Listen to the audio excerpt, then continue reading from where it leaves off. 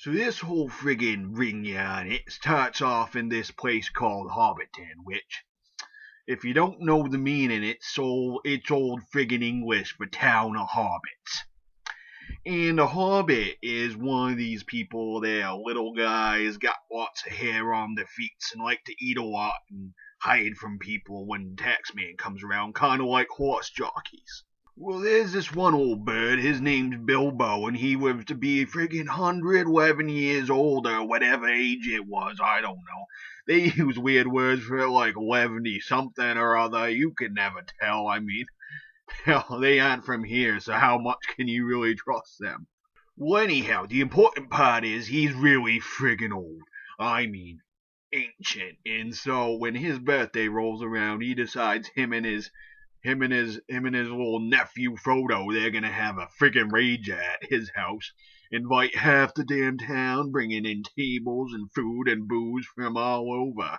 Frodo is a kid that Bilbo adopted, 'cause the rest of his relatives were a bunch of no good friggin' freeloaders. He said, even over my friggin' dead body, they ain't touching none of my crap when I die. So he's leaving it all to Frodo. I mean everything. To top things all off, Bilbo decided to invite old Gandalf to the party, and the thing about Gandalf is he's like the friggin' Kid Rock of Middle-earth, you know? He loves to friggin' rage. He's gonna get that party turned right up to 11. They're gonna flip out, blow shit up, rip off the old bong. That's just the way they do it in Middle-earth. I mean, look at the guy's name, J.R.R. Tolkien.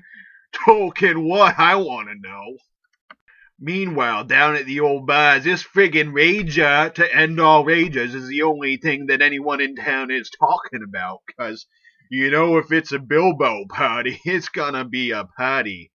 I mean, for one thing, he, is probably the only person in Hobbiton that ever fucking moved away.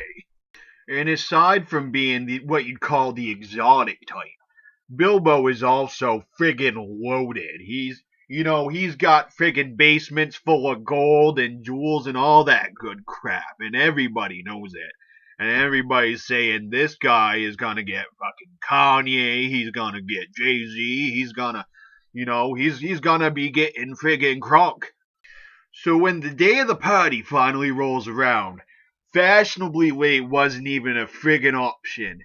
People were showing up at his house at 10 o'clock in the morning already friggin' wasted, carrying their glow-in-the-dark pacifiers and friggin' devil sticks and all what have ya. It was like Woodstock all over again. But it was that weird Woodstock from the 90s where everyone was covered in mud and really obsessed with nu metal. Pretty soon the National Guard starts showing up with their tanks and guns, and people are throwing up weird-looking colors all over the electrical equipment, and Bilbo's like, I need to friggin' get out of here and never come back.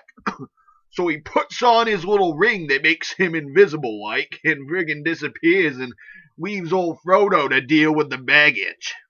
I almost don't even know if I'm brave enough to find out what happens in Chapter 2.